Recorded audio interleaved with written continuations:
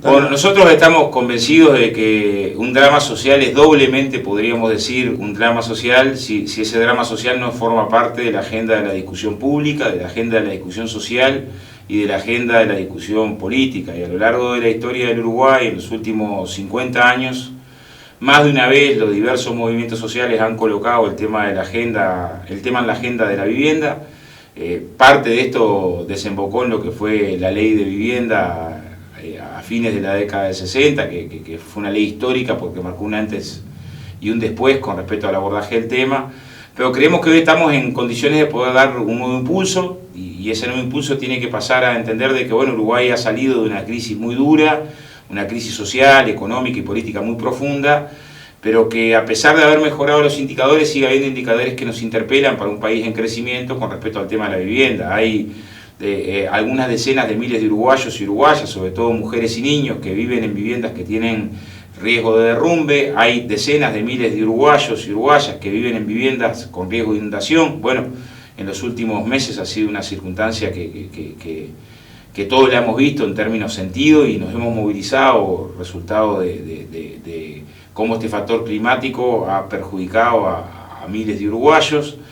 Hay miles de uruguayos que viven en asentamientos irregulares, cerca de 160.000, que si bien se ha reducido la tendencia, se ha primero logrado estancar y después reducir la cantidad de uruguayos viviendo en asentamientos, todavía hay una parte importante de nuestra población que vive en asentamientos irregulares. Tenemos una circunstancia de allegamiento que aborda también a un porcentaje más o menos similar que al que vive en asentamientos irregulares. Y simultáneamente que tenemos esta situación de problemas en la vivienda, donde los últimos datos ubican que hay apenas encima del 30% de uruguayos que viven en una vivienda que no tienen problemas, tenemos decenas de miles de viviendas que están abandonadas u ociosas. Y nos parece que esta es una contradicción que tendríamos que abordar con mayor fuerza, y estamos pensando en que llegó la hora de que tengamos nuevos instrumentos jurídicos, algunos aportados en la legislatura anterior con respecto a la declaración de inmuebles, declaración judicial de abandono de los inmuebles abandonados. Es claro que la disposición de 30 años de espera que actualmente está vigente en nuestro país es una disposición absolutamente exagerada. La comparación internacional no resiste dudas. Hay ciudades y países en Europa, porque la disposición depende de cada país, que puede tener según el estado, según la ciudad, disposiciones diferentes, y hay datos a nivel mundial que demuestran que el porcentaje de viviendas abandonadas puede variar de cerca de un 30% de viviendas vacías o abandonadas a menos de un 4% de viviendas vacías y abandonadas. Y donde hay mejor resultado de viviendas vacías y abandonadas, o sea, menos cantidad de esto que es considerado a nivel mundial una patología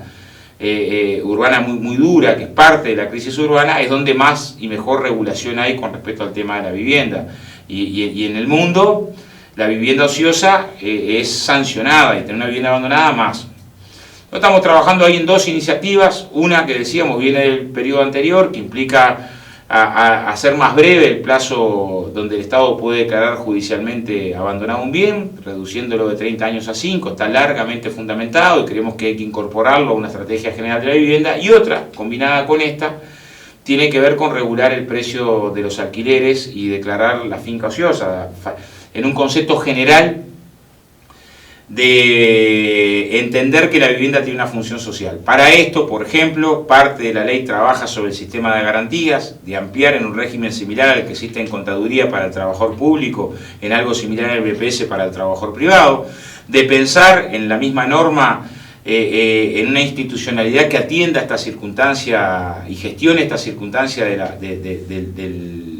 los alquileres, colocando condiciones tales como un tope del valor por catastro, generar una multa que tenga relación con el precio del catastro y los metros cuadrados a la vivienda ociosa como un componente que ayude a desestimular la especulación, que es uno de los factores que explica el por qué tenemos la circunstancia de una evolución del precio de los alquileres que ha hecho que en los últimos años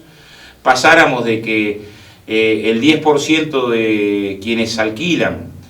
tuvieran que gastar en el alquiler más del 30% de los ingresos. Esa cifra hoy está por encima del 15%, y no hay que esperar que esa tendencia se incremente para incorporar medidas de regulación que además den claridad en que estamos hablando de una circunstancia social muy dura, porque el no acceso a la vivienda, no vivienda de calidad, condiciona todas las demás políticas sociales. Uno puede hacer el mayor esfuerzo en la educación, hacer el mayor esfuerzo en la salud, pero si ese niño llega a una vivienda que está en condiciones de extrema precariedad, seguramente su salud se vuelve a deteriorar y las posibilidades educativas se limiten fuertemente. Entonces nos parece que en la misma dirección de lo que ha avanzado el gobierno del Frente en estos años, recuperando la institucionalidad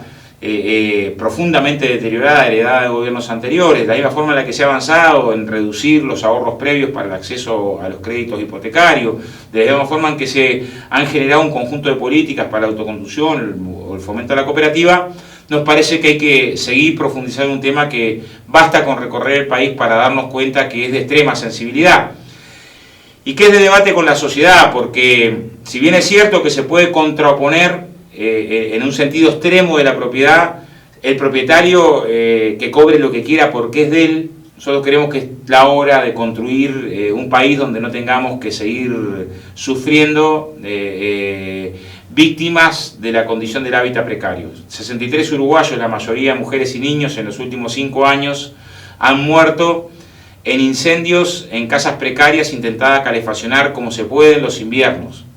Esa realidad social no nos puede de ninguna forma ponernos contemplada con indiferencia, tiene que ser parte de una realidad a transformar, y Uruguay no se puede permitir, repito, teniendo los problemas que tiene de vivienda, tener cerca de 120.000 viviendas vacías que no son de segunda propiedad, donde ahí fundamentalmente tenemos componentes de especulación y tenemos componentes de viviendas abandonadas, y bueno, ahí es que queremos dar un impulso a los efectos de construir una institucionalidad que haga parte de una plataforma por un movimiento por un techo, que creo que es también una forma de construir un país más digno, más humano y más solidario.